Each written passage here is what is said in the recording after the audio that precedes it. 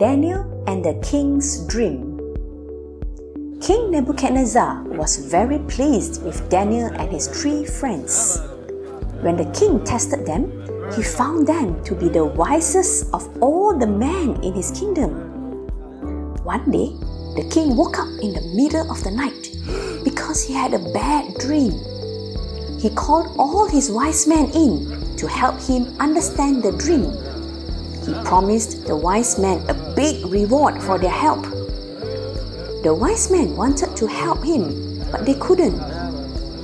The problem was that King Nebuchadnezzar could not remember his dream. The wise man said a second time, "Tell us your dream, and we will tell you what it means." At this, the king became very angry with his wise men. He threatened to harm the men if they could not tell him what he dreamed and what it meant. The wise men did not know what to do. They told the king that no one could do what he had asked them to do, and that no other king had ever demanded such a difficult thing of his wise men.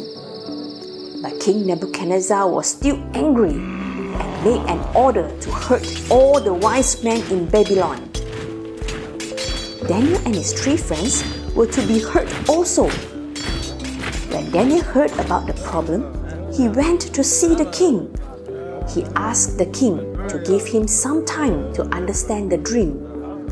Then Daniel went to Shadrach, Meshach, and Abednego's house.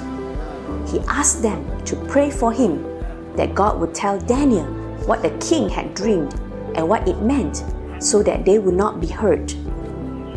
God heard their prayers, and at night time, God told Daniel the king's dream and what it meant. Daniel prayed and thanked God for telling him the dream.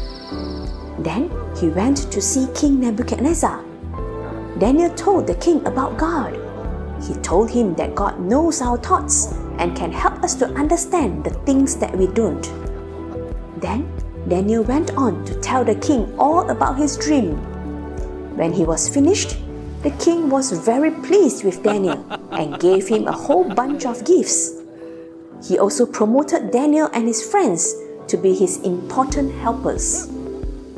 God knew King Nebuchadnezzar's thoughts, and he knows our thoughts also. God knows everything.